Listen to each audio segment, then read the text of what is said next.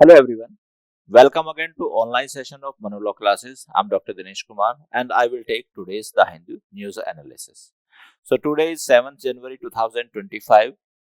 अब हम डिस्कस करते हैं important news.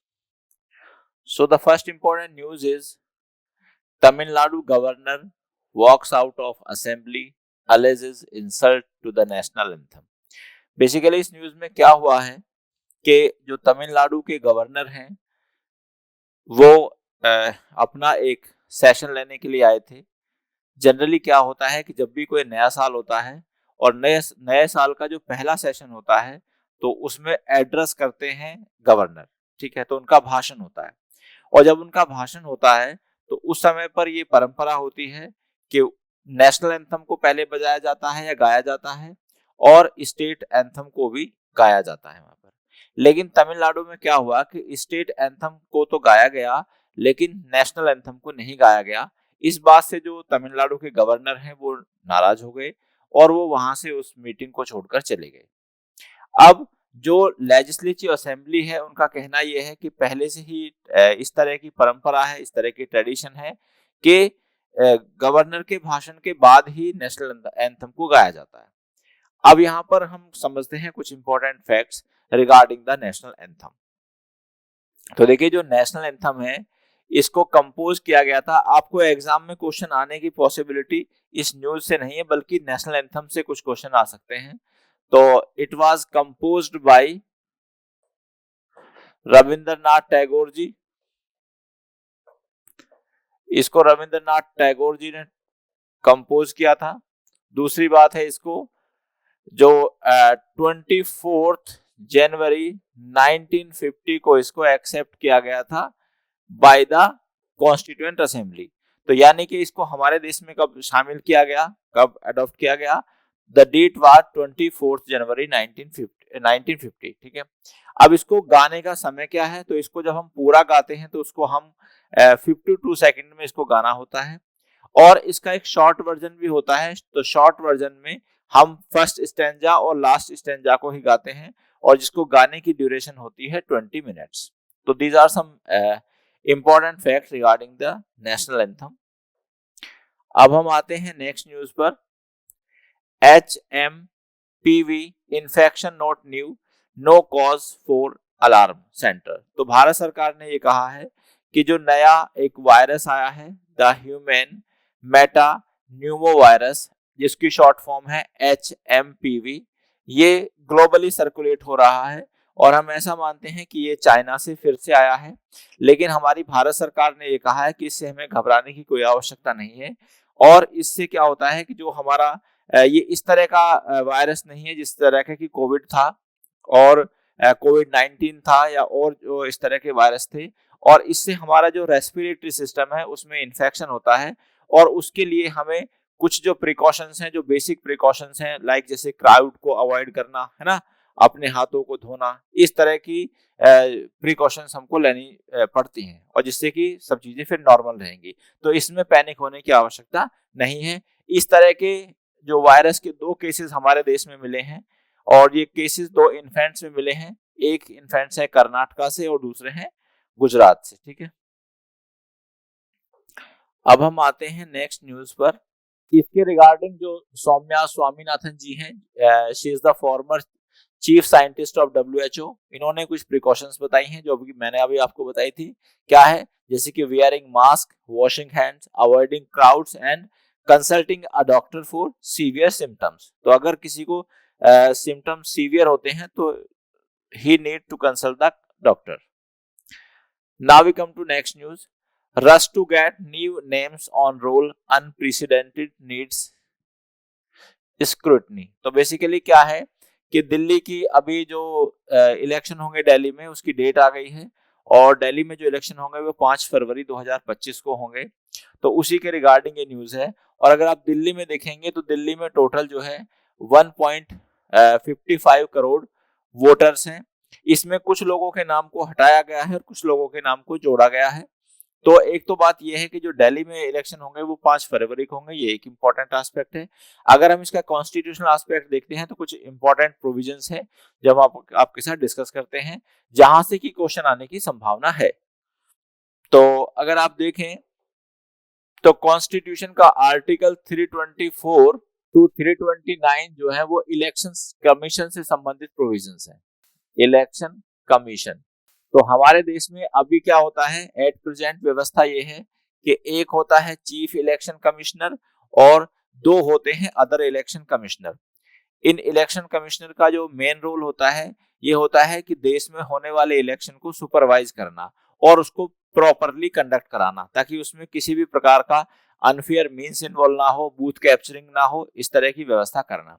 इलेक्शन कमीशन का जो अपॉइंटमेंट होता है वो करते हैं प्रेसिडेंट ऑफ इंडिया। ठीक है, अब सेकेंड पॉइंट ये आता है कि कुछ आर्टिकल है इंपॉर्टेंट।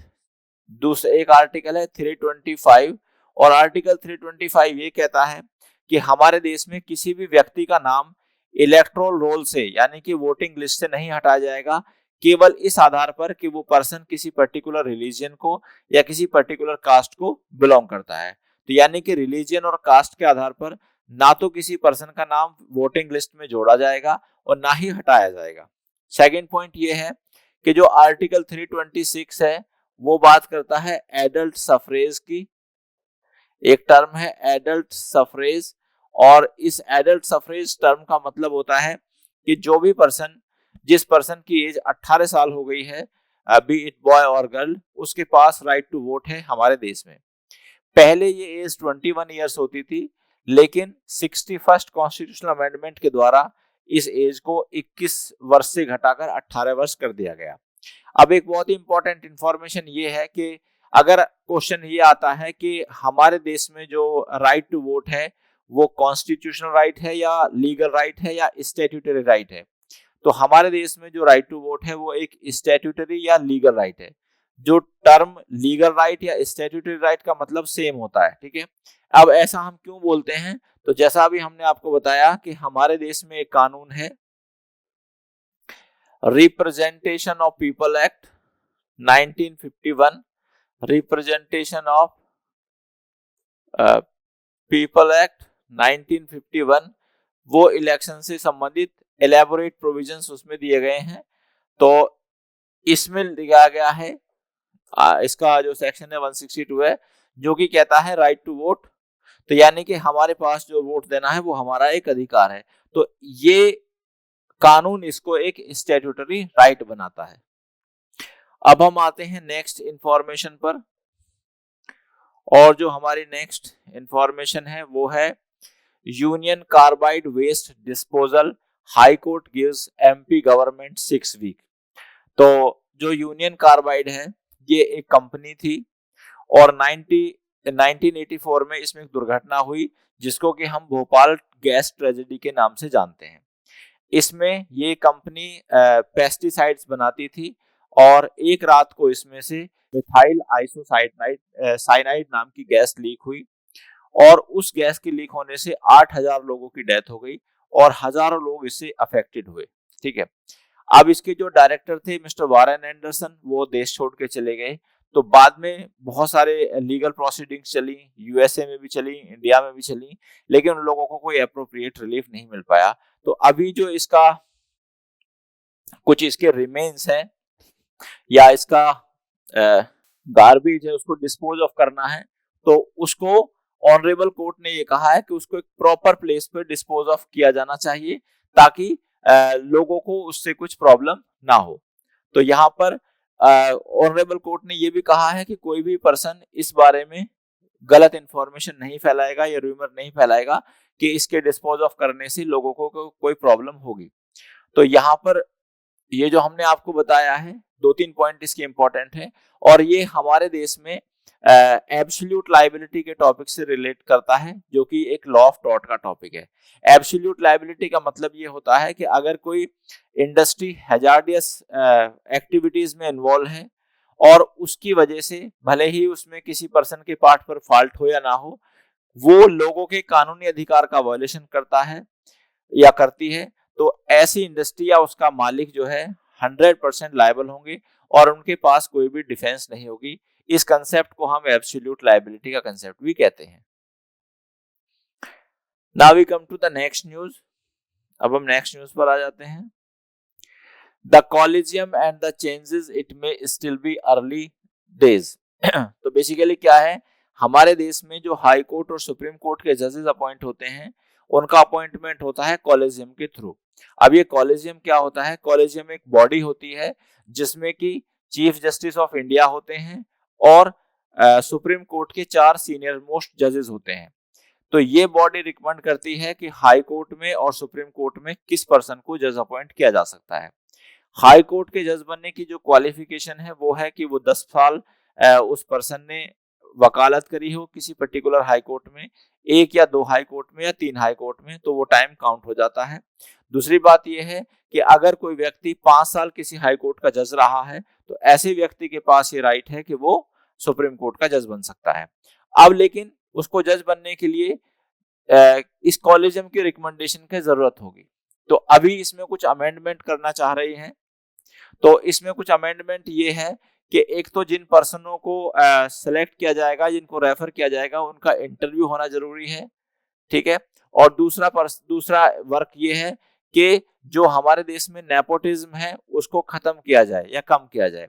जनरली क्या होता है कि बहुत सारे ऐसे कैंडिडेट अपॉइंट होते हैं जिनके नियर रिलेटिव्स जो है हाई कोर्ट में, सुप्रीम कोर्ट में जजेस हैं। तो यहाँ से ऐसे एलिगेशन लगते हैं कॉलेजियम सिस्टम पर कि यहाँ पर नेपोटिज्म होता है। तो इसको दूर करने के लिए और सिस्टम में ट्रांसपेरेंसी बढ़ाने के लिए कॉलेजियम में कुछ सुधार किए जा रहे हैं। कॉलेजियम जो हमारे देश में आया, देखिए जो वर्ड कॉलेजियम है ये कॉन्स्टिट्यूशन में कहीं भी मेंशन नहीं है और इसको इवॉल्व किया हमारे ऑनरेबल सुप्रीम कोर्ट ने सेकंड जज केस में। अब ये सेकंड जज केस आया हमारा 1993 में और सेकंड जज केस का नाम है supreme court advocate on record association, supreme court advocate on record association versus union of India. तो this was the name of case in 1993। इस डिसीजन में ऑनरेबल सुप्रीम कोर्ट ने कॉलेजियम सिस्टम को evolve किया और ये कॉलेजियम सिस्टम ही हमारे देश में इंडिपेंडेंस ऑफ जुडिशरी को एंश्योर करता है। यानी कि हमारे देश की जो जुडिशरी है वो एग्जीक्यूटिव से बाउंड नहीं है और एग्जीक्यूटिव से इंडिपेंडेंट है, यानी कि किसी भी प्रकार से एग्जीक्यूटिव उसको प्रेशराइज नहीं कर सकते। अब हम आते हैं नेक्स्ट न्यूज पर। A foreigner facing charges cannot leave country, supreme court. तो ऑनरेबल सुप्रीम कोर्ट ने यह कहा है कि अगर किसी फॉरेनर ने हमारे देश में ऑफेंस किया है और उसके खिलाफ चार्ज फ्रेम किए गए हैं, तो चार्ज, जब हम कोई एक वर्ड सुनते हैं चार्ज, तो इसका मतलब ये होता है कि कंसर्न पर्सन ने कोई क्रिमिनल ऑफेंस करा है। तो अब अगर किसी फॉरेनर ने हमारे देश में कोई क्रिमिनल ऑफेंस करा है तो वो हमारे देश की कोर्ट की परमिशन के बिना वो देश को छोड़कर नहीं जा सकता। So this is it was held by Honorable Supreme Court. Now we come to the next news. UGC revises guideline for appointment of VCs. मतलब UGC ने वाइस चांसलर को अपॉइंट करने की गाइडलाइन को रिवाइज किया है और ये जो रिवीजन किया है ये वो कौन से कानून से किया है, तो उस कानून का नाम है UGC Minimum Qualification for Appointment and Promotion of Teachers and Academic Staff in Universities and Colleges and Measures for Maintenance of Standard in Higher Education Regulation 2025, ये कानून का नाम है। अब इसमें क्या चेंज किए जा रहे हैं, एट प्रेजेंट पोजीशन क्या है और क्या इसमें चेंज किए जा रहे हैं। देखिए प्रेजेंट पोजीशन ये है कि जो स्टेट गवर्नमेंट है वो किसी पर्सन को वीसी बना देती हैं। अब लेकिन क्या है, जो यूनिवर्सिटी होती हैं, जो स्टेट यूनिवर्सिटीज होती हैं, उसके चांसलर होते हैं गवर्नर, और जो सेंट्रल यूनिवर्सिटीज होती हैं उनके चांसलर या विजिटर जो होते हैं वो होते हैं प्रेसिडेंट ऑफ इंडिया। अब यहां पर कुछ इशू चल रहा है जो नॉन बीजेपी स्टेट्स हैं, यानी कि वो स्टेट जिनमें बीजेपी की सरकार नहीं है, उनमें वहां की सरकार वीसी का अपॉइंटमेंट कर रही है, लेकिन जो हमारे यूजीसी है वो ये चाहती है कि देश में यूनिफॉर्मली इनका अपॉइंटमेंट होना चाहिए। तो यूजीसी चाहती है कि ये पावर सरकार के हाथ में ना रहकर जो कंसर्न्ड गवर्नर हैं वो उसको करें। तो इसमें ये अमेंडमेंट सजेस्टेड किए गए हैं कि जो भी गवर्नर है वो एक 3 पर्सन की एक कमेटी बनाएगा, सर्च कमेटी जिसको बोलते हैं, और वो सर्च कमेटी कुछ पर्सनों को सिलेक्ट करेगी और उनमें से किसी एक पर्सन को गवर्नर जो है उस पर्टिकुलर यूनिवर्सिटी का वाइस चांसलर बना देंगे। तो ये इसमें अमेंड किया गया है। तो बेसिकली इसका मोटिव ये है कि जो स्टेट गवर्नमेंट से पावर लेकर वीसी अपॉइंट करने की पावर को स्टेट गवर्नमेंट से लेकर गवर्नर को दिया जा रहा है। Now we come to the next news. Integration of Jammu and Kashmir into the railway network a monumental step। ये स्टेटमेंट है हमारे प्रधानमंत्री श्री नरेंद्र मोदी जी का। अब इन्होंने क्या किया है कि जम्मू एंड कश्मीर को रेल से जोड़ दिया गया है। अब इस स्टेप की जो प्रेज है वहां के chief minister mister Omar Abdullah ji ने भी की है कि देखिए जब हमारा जो जम्मू एंड कश्मीर है वो रेलवे से जुड़ जाएगा तो वहां की थोड़ा डेमोग्राफी भी चेंज होगी और वहां पर जो टूरिज्म है उसको भी बढ़ावा मिलेगा, और जब टूरिज्म को बढ़ावा मिलेगा तो स्टेट गवर्नमेंट की इनकम भी काफी बढ़ेगी। So dear students, I have discussed all the important news of today's newspaper. I will come again with more such news. Till then, thank you very much. Goodbye.